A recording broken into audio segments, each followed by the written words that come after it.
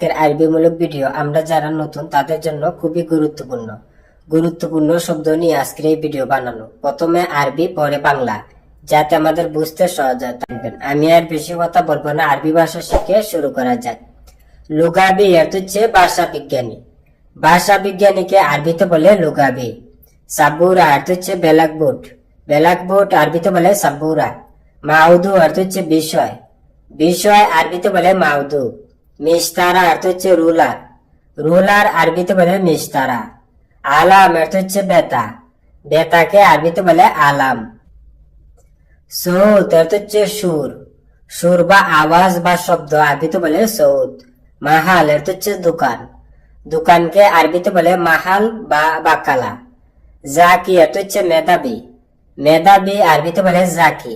কালিমা অর্থ হচ্ছে শব্দকে আরবিতে বলা হয় কালিমা। সাউই অর্থ হচ্ছে করা বা করুন বা করব আরবিতে বলে সাউই। তাহলে আমরা শিখলাম সৌত অর্থ হচ্ছে সুর বা শব্দ, মাহাল অর্থ হচ্ছে দোকান বা বাক্কালা অর্থ হচ্ছে দোকান, জাকি অর্থ হচ্ছে মেধাবী, কালিমা অর্থ হচ্ছে শব্দ, সাউই অর্থ হচ্ছে করা বা করুন।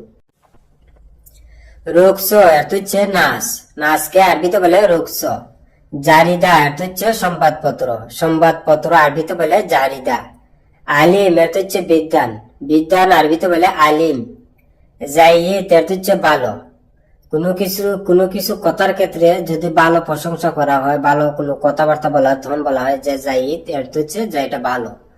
জাইদ অর্থ হচ্ছে ভালো। আর কয়েস অর্থ ভালো বা জাইন অর্থ ভালো, যেটা আমরা ভালোর ক্ষেত্রে ব্যবহার করে থাকি।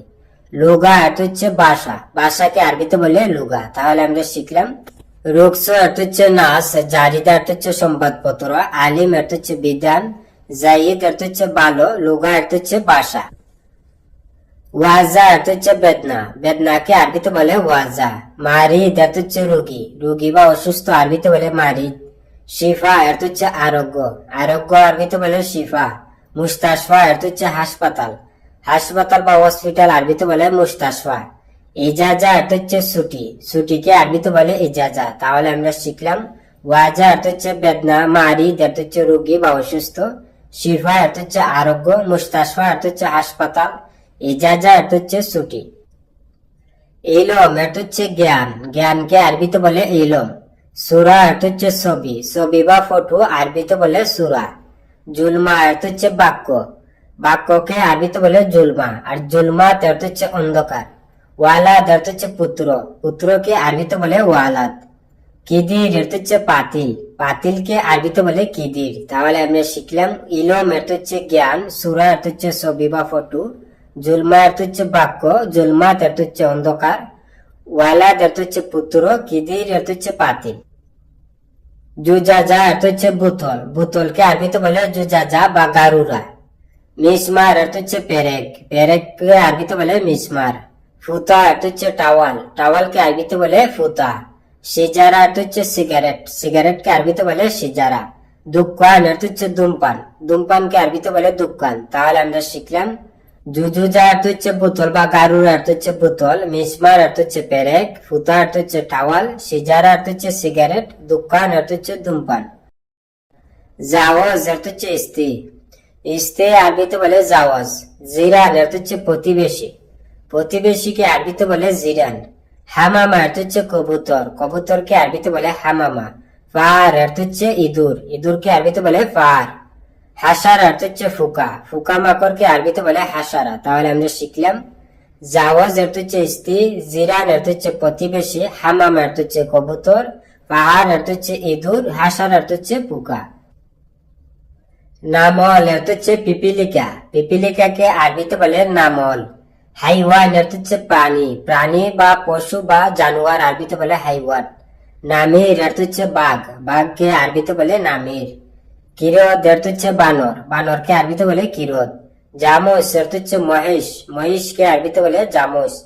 তাহলে আমরা শিখলাম নামল অর্থ হচ্ছে পিপিলিকা, হাইওয়ান অর্থ হচ্ছে জানোয়ার বা প্রাণী বা পশু, নামির অর্থ হচ্ছে বাঘ, কিদর অর্থ হচ্ছে বানর, জামুস অর্থ হচ্ছে মহেশ। ইনসান অর্থ হচ্ছে মানুষকে আরবিতে বলা হয় ইনসান বা নাস। নফর অর্থ হচ্ছে লোককে আরবিতে বলা হয় নফর বা নফরাত। ফিল অর্থ হচ্ছে হাতিকে আরবিতে বলে ফিল। আর ফিল অর্থ হচ্ছে কাঁচামরিচ। বাতন অর্থ হচ্ছে ফেট, ফেটকে আরবিতে বলে বাতন বা বতন। বিন্ত অর্থ হচ্ছে কন্যা, কন্যা সন্তানকে আরবিতে বলে বিন্ত। আর বানাত অর্থ হচ্ছে মেয়ে। তাহলে আমরা শিখলাম ইনসান অর্থ হচ্ছে মানুষ, নফর অর্থ হচ্ছে লোক, ফিল অর্থ হচ্ছে হাতি, বাতন অর্থ হচ্ছে ফেট, বিন্ত অর্থ হচ্ছে কন্যা। কাসাব অর্থ হচ্ছে কাঠ, রূপ কাঠকে আরবিতে বলে কাসাব। আম অর্থ হচ্ছে সাধারণ, সাধারণ আরবিতে বলে আম বা আদি। উতান্না অর্থ হচ্ছে দেশি, দেশিকে আরবিতে বলে উতান্না। বধু অর্থ হচ্ছে গ্রাম, গ্রামকে আরবিতে বলে বধু। দাইয়া অর্থ হচ্ছে হারানো, হারানোকে আরবিতে বলে দাইয়া। তাহলে আমরা শিখলাম কাসাব অর্থ হচ্ছে কাঠ, আম অর্থ হচ্ছে সাধারণ, উতানা অর্থ হচ্ছে দেশি, বধু অর্থ হচ্ছে গ্রাম, দাইয়া অর্থ হচ্ছে হারানো। এ শাহাদা ইনতা লেশ ইজি তাকির অর্থ হচ্ছে এটা কি, কেন তুমি দেরিতে আসলে। এটা কি, কেন তুমি দেরিতে আসলে আরবিতে বলে এ শাহাদা ইনতা লেশ হিজি তাকির। এখানে ইয়েস অর্থ হচ্ছে কি, হাদা অর্থ হচ্ছে এটা, ইয়েস হাদা এটা কি, ইনতা অর্থ হচ্ছে তুমি, লেশ অর্থ হচ্ছে কেন বা কেন, ইনতা লেশ তুমি কেন, হিজি অর্থ হচ্ছে আসা বা আসলে, তাকির অর্থ হচ্ছে দেরি করা, হিজি তাকির দেরিতে আসলে। তাহলে আমরা শিখলাম এস হাদা ইনতা লেশ হিজি তাকির অর্থ হচ্ছে এটা কি, কেন তুমি দেরিতে আসলে। ইয়েস সাউই আলহিন অর্থ হচ্ছে এখন কি করতে হবে, এখন কি করতে হবে আরবিতে বলে ইয়েস সাউই আলহিন। এখানে ইয়েস অর্থ হচ্ছে কি, সাউই অর্থ হচ্ছে করা বা করব, আলহিন অর্থ হচ্ছে এখন। তাহলে আমরা শিখলাম ইয়েস সাউই আলহিন অর্থ হচ্ছে এখন কি করতে হবে বা এখন কি করব। ইয়েস ফায়দা আনা ইন্তেজার হেনা অর্থ হচ্ছে কি লাভ আমি এখানে অপেক্ষা করে, কি লাভ আমি এখানে অপেক্ষা করে আরবিতে বলে এস ফায়দা আনা ইন্তেজার হেনা। এখানে ইয়েস অর্থ হচ্ছে কি, ফায়দা অর্থ হচ্ছে লাভ, এস ফায়দা কি লাভ, আনা অর্থ হচ্ছে আমি, ইন্তেজার অর্থ হচ্ছে অপেক্ষা করা, হেনা অর্থ হচ্ছে এখানে। তাহলে আমরা শিখলাম এস ফায়দা আনা ইন্তেজার হেনা অর্থ হচ্ছে কি লাভ আমি এখানে অপেক্ষা করে। আনা কাতির জোয়ান যে বাক্যেল অর্থ হচ্ছে আমি অনেক বেশি ক্ষুধার্ত খাবার দাও, আমি অনেক বেশি ক্ষুধার্ত খাবার দাও আরবিতে বলে আনা কাতির জোয়ান জীব আক্কেল। এখানে আনা অর্থ হচ্ছে আমি, কাতির অর্থ হচ্ছে অনেক, জোয়ান অর্থ হচ্ছে ক্ষুধা লাগা, আনা কাতির জোয়ান আমি অনেক বেশি ক্ষুধার্ত। জীব অর্থ হচ্ছে নিয়ে আসো বা দাও, আক্কেল অর্থ হচ্ছে খাবার, জীব আক্কেল খাবার দাও বা খাবার নিয়ে আসো। তাহলে আমরা শিখলাম আনা কাতির জোয়ান জীব আক্কেল অর্থ হচ্ছে আমি অনেক বেশি ক্ষুধার্ত খাবার দাও। আইওয়া কুল্লু শাই মজুদ হ্যাঁ না অর্থ হচ্ছে হ্যাঁ সবকিছু এখানে আছে, হ্যাঁ সবকিছু এখানে আছে আরবিতে বলে আইওয়া কুল্লু শাই মজুদ হ্যাঁ না। এখানে আইওয়া অর্থ হচ্ছে হ্যাঁ বাজি, কুল্লু অর্থ হচ্ছে সব, শাই অর্থ হচ্ছে কিছু, কুল্লু শাই সবকিছু, মজুদ অর্থ হচ্ছে আছে, হ্যাঁ না অর্থ হচ্ছে এখানে, মজুদ হ্যাঁ না এখানে আছে। তাহলে আমরা শিখলাম আইওয়া কুল্লু শাই মজুদ হ্যাঁ না অর্থ হচ্ছে হ্যাঁ সবকিছু এখানে আছে। জীব ওয়াহেদ নফর মিন বাররা অর্থ হচ্ছে বাহির থেকে একজন লোক নিয়ে আসো, বাহির থেকে একজন লোক নিয়ে আসো আরবিতে বলে জীব ওয়াহেদ নফর মিন বাররা। এখানে জীব অর্থ হচ্ছে নিয়ে আসো বা দাও, ওয়াহেদ অর্থ হচ্ছে এক, জীব ওয়াহেদ একজন নিয়ে আসো বা একজন দাও, নফর অর্থ হচ্ছে লোক, মিন অর্থ হচ্ছে থেকে, নফর মিন লোক থেকে, বাররা অর্থ হচ্ছে বাহিরে, মিন বাররা বাহির থেকে। তাহলে আমরা শিখলাম জীব ওয়াহেদ নফর মিন বাররা অর্থ হচ্ছে বাহির থেকে একজন লোক নিয়ে আসো। সাক্কার বাব সাইয়ের অর্থ হচ্ছে গাড়ির দরজা বন্ধ করো, গাড়ির দরজা বন্ধ করো আরবিতে বলে সাক্কার বাব সাইয়েরা। এখানে সাক্কার অর্থ হচ্ছে বন্ধ করা, বাব অর্থ হচ্ছে দরজা, সাইয়েরা অর্থ হচ্ছে গাড়ি, বাব সাইয়েরা গাড়ির দরজা। তাহলে আমরা শিখলাম সাক্কার বাব সাইয়েরা অর্থ হচ্ছে গাড়ির দরজা বন্ধ করো। হাদা শুগুল আনা মা আরফ অর্থ হচ্ছে এই কাজ আমি জানি না, এই কাজ আমি জানি না আরবিতে বলে হাদা শুগুল আনা মা আরফ।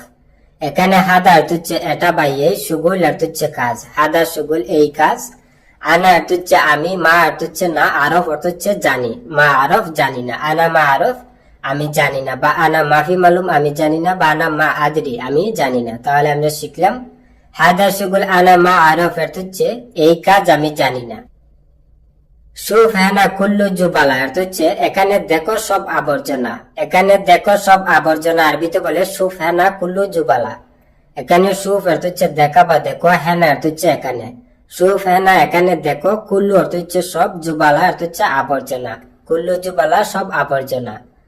তাহলে আমরা শিখলাম সুফ হ্যানা কুল্লু জুবালা অর্থ হচ্ছে এখানে দেখো সব আবর্জনা। ইনতারু আলহিন তাল বাদিন অর্থ হচ্ছে তুমি এখন যাও পরে আসো, তুমি এখন যাও পরে আসো আরবিতে বলে ইনতারু আলহিন তাল বাদিন।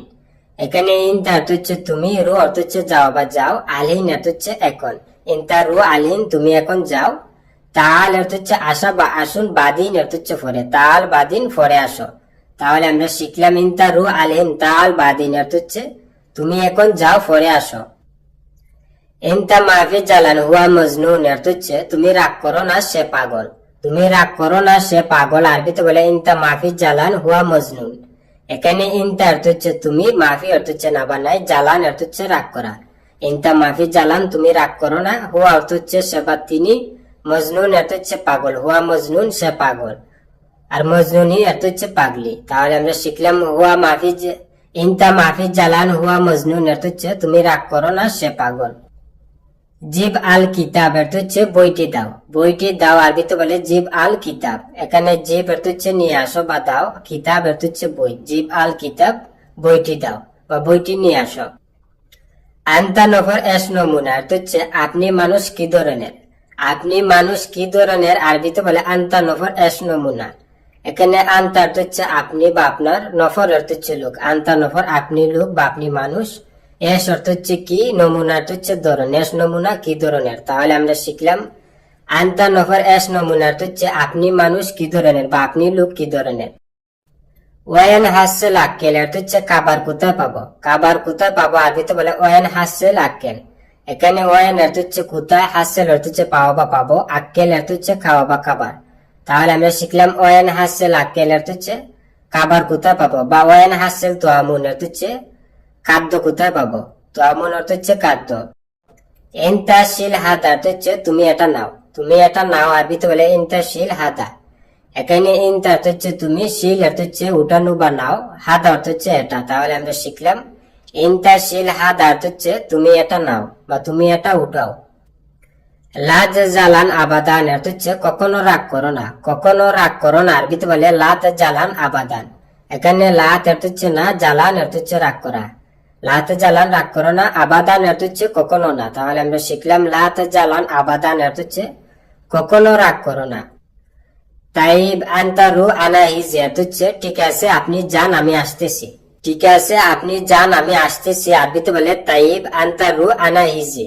এখানে তাইব অর্থ হচ্ছে ঠিক আছে বা ওকে, আন্তা অর্থ হচ্ছে আপনি, রু অর্থ হচ্ছে যাও বা যান। তাইব আন্তারু ঠিক আছে আপনি যান, আনা অর্থ হচ্ছে আমি, হিজি অর্থ হচ্ছে আসা বা আসতেছি, আনা হিজি আমি আসতেছি। তাহলে আমরা শিখলাম তাইব আন্তারু আনা হিজি অর্থ হচ্ছে ঠিক আছে আপনি যান আমি আসতেছি।